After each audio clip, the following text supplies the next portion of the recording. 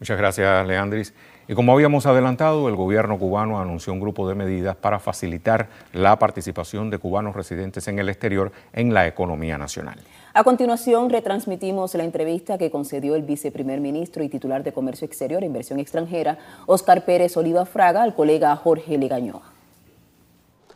Hola, saludos. Estamos en la sede del Consejo de Ministros de la República de Cuba. Hemos llegado hasta aquí para darle seguimiento a lo que adelantaba el presidente cubano Miguel Díaz-Canel Bermúdez el pasado viernes en su intervención, cuando hablaba de decisiones que beneficiarían y serían una oportunidad para los cubanos residentes en el exterior. Hoy me acompaña el compañero Óscar Pérez Oliva Fraga, viceprimer ministro de la República de Cuba y ministro del Comercio Exterior y la Inversión Extranjera. Muchas gracias por recibirnos y atender nuestra solicitud para dar seguimiento a este importante tema. Sí, muchas gracias, Legañoa. En primer lugar, me gustaría felicitarte a ti y a todos los periodistas de nuestro país por el Día de la Prensa Cubana que se celebró el pasado 14 de marzo. Como adelantaba nuestro presidente en su comparecencia del pasado viernes y como parte de las transformaciones que se vienen desarrollando desde hace varios años en nuestro modelo económico, dirigidas fundamentalmente a buscar una mayor descentralización de la economía, a propiciar una mayor participación del capital extranjero en nuestro desarrollo económico y social y también a diversificar la participación del sector privado en distintos ámbitos de la economía. Se han evaluado decisiones que se confirmó implementar en relación con la participación de los cubanos residentes en el exterior en nuestro desarrollo económico y social. Es importante tener en cuenta que, como explicó el presidente, se mantienen intercambios permanentes con la comunidad cubana residente en el exterior desde hace mucho tiempo. Se vienen escuchando sus propuestas, sus preocupaciones, sus intenciones de participar de una manera más activa en el desarrollo de nuestro país, y sobre la base de esos intercambios y de esas inquietudes, preocupaciones, hemos hecho una evaluación integral y a partir del análisis de esas cuestiones se han aprobado un grupo de decisiones que permiten precisamente incrementar su participación en el desarrollo de Cuba. Concretamente, ¿de qué decisiones estamos hablando? Estamos hablando en primer lugar de la posibilidad de permitir que cubanos que residen en el exterior, aún sin ostentar la residencia efectiva en Cuba, y a partir de la categoría que ofrece la ley migratoria cubana, que se denomina inversores y de negocios, puedan participar o ser dueños de empresas privadas en Cuba. Esa es una de las decisiones que estamos anunciando hoy en relación con la participación de los cubanos residentes en el exterior en nuestra economía. Esto hasta hoy no se podía hacer. Hasta hoy no se podía, estaba limitada esta posibilidad a aquellos cubanos que ostentaran la categoría de residentes efectivos en el territorio nacional, y supone un cambio importante porque permitiría que aquellos cubanos que residen de manera efectiva en otros territorios puedan también participar o ser dueños de empresas privadas en nuestro país, al amparo de la legislación vigente para esas actividades. ¿Cuál otro estamos hablando? En otro sentido, también estas decisiones comprenden la posibilidad de que a través de empresas en el exterior los cubanos residentes puedan asociarse con empresas privadas en Cuba al amparo de la Ley 118.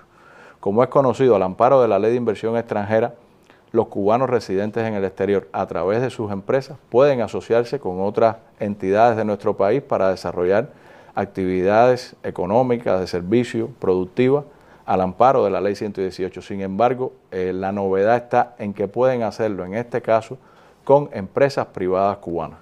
Por tanto, esto abre un espacio diferente para la participación de esta comunidad en el desarrollo económico y social del país. O sea, estamos hablando de mayor alcance, ¿verdad? Con esta medida que se está mayor proponiendo. Alcance y una nueva posibilidad de participar en la economía cubana.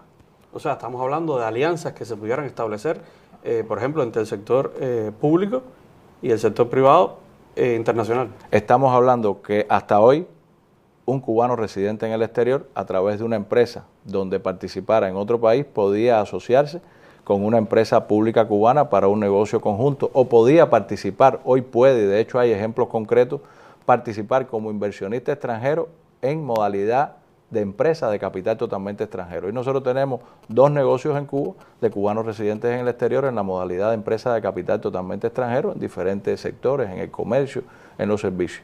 Tenemos también la Asociación Económica Internacional, hay ejemplos de negocios de Asociación Económica Internacional donde participan cubanos residentes a través de empresas en los países donde residen. Y ahora, esta novedad consiste en la posibilidad de que esas entidades donde participan cubanos residentes en el exterior, en otros países, se asocien con empresas privadas en Cuba. O sea, estamos hablando de que el alcance es mucho mayor, se abre una cantidad de oportunidades que hasta ahora no estaban. Se abre una nueva posibilidad de participación. Y bueno, ya en función de la actividad en sí que se pretenda desarrollar, de las políticas y los intereses de desarrollo económico del país, lo que se abren son las opciones para participar por diferentes vías.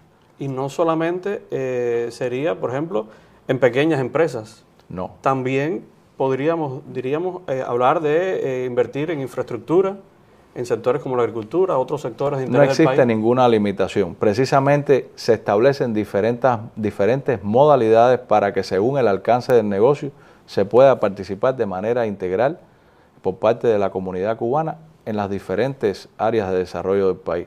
Nosotros hemos reiterado en varias ocasiones que las puertas de Cuba están abiertas para la inversión de la comunidad cubana residente en el exterior, y cuando decimos eso no solo nos referimos a emprendimientos pequeños, nos referimos también a la posibilidad, siempre que la empresa cuente con capacidad financiera, con experticia, de participar en sectores clave para nuestro desarrollo, como mencionabas el caso de las infraestructuras, que suponen una transformación importante de determinadas actividades en el ámbito nacional. Correcto. ¿Qué otra decisión se ha tomado en cuenta? Otra decisión que se ha tomado en cuenta es la participación de los cubanos residentes en el exterior en el ámbito financiero bancario del país. Y al amparo del decreto ley 362 podrán participar en la creación y establecimiento en Cuba, previa licencia del Banco Central de Cuba, a través de instituciones financieras no bancarias, de bancos de inversiones y diferentes actividades que están comprendidas en este decreto. Es decir, estamos abriendo la participación de la comunidad de cubanos residentes en el exterior en el ámbito del sector financiero bancario nacional. Y esto supone un componente importante porque permitiría, a partir de la participación en este sector, también servir de soporte al desarrollo de negocios en otras esferas como las esferas productivas o de servicios. Esto realmente es una de las cosas más novedosas que estamos escuchando. Es una cuestión bien novedosa, y también a ello se suma la posibilidad de participar como proveedores de servicios de activos virtuales. Es decir, estas decisiones, este conjunto de decisiones abre la participación de la comunidad cubana en el ámbito de los negocios y también en el ámbito bancario financiero. Le tengo un par de preguntas, pero prefiero dejarlas para el final y aclaramos algunas dudas quizás que se puedan generar. ¿Qué otra decisión estamos hablando? A partir de estas 4 decisiones que hemos informado, se facilitará también que los cubanos residentes en el exterior que tengan empresas en Cuba puedan abrir y operar cuentas bancarias en divisas en bancos cubanos. Podrán hacerlo de la misma manera que lo hace cualquier persona o institución residente en nuestro país, y esto por supuesto tendrá un impacto y facilitará todos los procesos asociados a su operatoria en el territorio cubano. Perfecto. Ahora, por ejemplo, un tema como la cooperación y la participación de los cubanos residentes en el exterior en la cooperación, hasta ahora han sido donaciones puntuales. ¿Se prevé alguna decisión en torno a este tema de la cooperación de los cubanos con su país? Has mencionado un tema muy interesante. En primer lugar, yo quiero destacar, lo mencionaba el presidente, la participación creciente de la comunidad cubana residente en el exterior en acciones de cooperación con nuestro país. Y básicamente en acciones de cooperación para apoyar a Cuba, para apoyar a nuestro pueblo en estos momentos complejos que atravesamos como consecuencia del recrudecimiento del bloqueo de los Estados Unidos y particularmente de la persecución en el ámbito energético. En este sentido también se adopta una decisión importante, la posibilidad de crear fondos para nuclear la cooperación, y esto serviría como un paso, vamos a decir, superior para que esos fondos de cooperación tengan un mayor alcance y vayan dirigidos realmente a los destinos que más lo necesitan. Aquí, por supuesto, siempre se cumpliría la máxima que está recogida en nuestra legislación de respetar la voluntad del donante, y esto puede tener también una expresión local, territorial o de alcance nacional. Muchos de los cubanos residentes en el exterior se acercan a nuestras autoridades para participar directamente en el desarrollo, las mejoras de las condiciones de vida de las comunidades, los barrios, los municipios donde nacieron, donde vivieron o donde vivieron sus familiares. La creación de estos fondos de cooperación permitiría materializar esos intereses en el ámbito local, en el ámbito nacional y con un alcance mucho mayor, mejor organizado y con mayores posibilidades para que esa cooperación tenga un impacto directo en los objetivos que se persiguen. También es interesante, ya que tocamos el tema de los fondos, se abre la posibilidad de que la comunidad cubana residente en el exterior participe en fondos de inversión para el desarrollo de proyectos en el territorio cubano. Es decir, se crearían fondos de inversión donde pueden participar los cubanos residentes en el exterior sobre la base de proyectos concretos que sean de interés nacional, también de interés de esta comunidad, y que de esos fondos se financie el desarrollo y la implementación de estos proyectos en beneficio de los intereses de desarrollo económico y social del país. Quiere decir, un poco con estas cuestiones que hemos mencionado, se abre un campo bastante amplio para, por diferentes vías, los cubanos residentes en el exterior puedan también satisfacer su deseo, su interés, su pretensión de participar más activamente en el desarrollo de Cuba. Es interesante cómo este grupo de decisiones, primero atiende un grupo de inquietudes, preocupaciones, incluso en algún momento reclamos, si se pudiera ver así. Hablamos de cubanos residentes en el exterior, pero al final cubanos. Y lo interesante de estas decisiones es que todos tendrían legalmente los mismos derechos que hoy tienen el resto de los cubanos para gestionar inversiones en Cuba. O sea, abrir empresas, asociaciones, alianzas con el sector público de nuestro país. Es así. El tema de la inversión está asociado a la capacidad de acometerla y a los intereses de desarrollo del país. Es siempre que la persona, la entidad vinculada a los cubanos que se seleccione para invertir, tenga la capacidad financiera, tenga la experticia, tenga la posibilidad de hacerlo, no existe ningún obstáculo de carácter administrativo para que así sea. Nosotros también tenemos que perfeccionar a lo interno nuestros mecanismos de atención a estos intereses. También se adopta un grupo de decisiones relacionadas con esto. Buscar también desde la concepción de la cartera de oportunidades de negocio una concepción más dirigida también a esta comunidad que tiene intereses también de carácter específico, en algunos casos, como decía, de interés local, de interés territorial, y entonces comprende también un mejor control y procesamiento de estas solicitudes para evitar que tome tiempos más allá de los necesarios.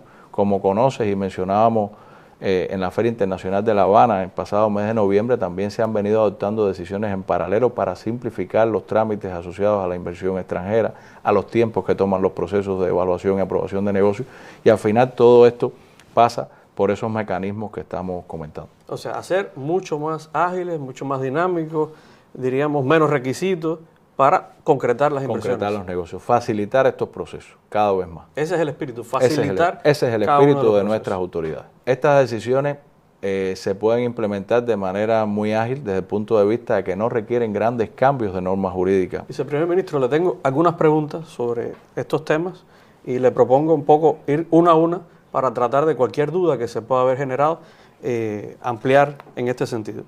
¿Tendrían iguales derechos? Ya yo le preguntaba, que los inversores extranjeros al amparo de la ley de inversiones. Siempre que inviertan al amparo de la ley 118, sí. Recordar que mencioné que ahora se abren varias posibilidades para que esta comunidad invierta en Cuba. Hay dos de ellas que son al amparo de la ley 118.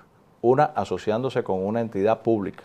Ahí disfrutarían de todos los incentivos, beneficios de la ley 118. También cuando se vinculen con una entidad privada bajo este esquema, disfrutarían de esos beneficios.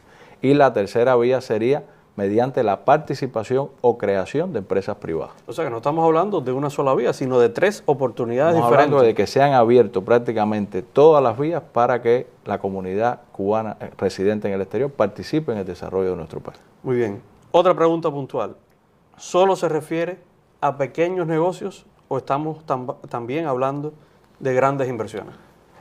Nosotros no estamos hablando de negocios específicos. Las puertas de nuestro país están abiertas para la participación de la comunidad cubana residente en el exterior. La magnitud de los negocios dependerá de la capacidad y de las posibilidades reales de acometerlo. No existe ninguna limitación desde el punto de vista administrativo o legal que así lo impida. Inversiones. una palabra que lleva detrás una seguridad legal, una garantía jurídica, etcétera. Estamos hablando de los cubanos residentes en el exterior. Y yo le preguntaría, ¿una empresa estadounidense hoy podría invertir en Cuba? La respuesta desde Cuba es sí. Y de hecho las puertas de Cuba están abiertas al comercio libre con las empresas estadounidenses. Eso tiene un problema. Hoy la legislación estadounidense no lo permite, pero las puertas de Cuba están abiertas. Se requeriría una acción muy audaz del gobierno de los Estados Unidos para transformar esa legislación y permitir que las empresas estadounidenses puedan comercializar libremente con Cuba y desarrollar inversiones en nuestro país. Interesante. Otra pregunta. Algo que se ha debatido, un punto de polémica. ¿Se favorece la participación en la producción agrícola? Estamos hablando justamente de la tierra. Sí, precisamente una de las decisiones adoptadas en este contexto es promover la participación de los cubanos residentes en el exterior en las producciones agrícolas, sobre todo a nivel territorial, a tono con la política del país de potenciar el papel de los territorios. En este sentido, existen incluso ejemplos de negocios con compañías extranjeras de otros países. Se habla mucho del ejemplo de las empresas vietnamitas que hoy producen arroz con elevados rendimientos en los palacios.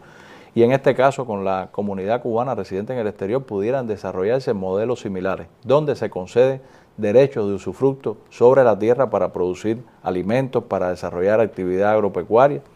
Y estos derechos son una figura bien probada y sólida de nuestra legislación para desarrollar con plena seguridad estas actividades productivas desde el punto de vista de la agricultura. Usufructo sobre la tierra. Usufructo sobre la tierra. Muy bien. Otro tema. ¿Podrían asociarse con empresas estatales en Cuba? Sí, hay ejemplos. De hecho, concreto, te mencionaba que existen ejemplos de asociaciones entre empresas extranjeras donde participan cubanos residentes del exterior y empresas cubanas. Son ejemplos que ya existen en la práctica en el país. O sea, aquí que estamos propiciando alianzas. Alianzas. Incluso Legañó a un tema interesante.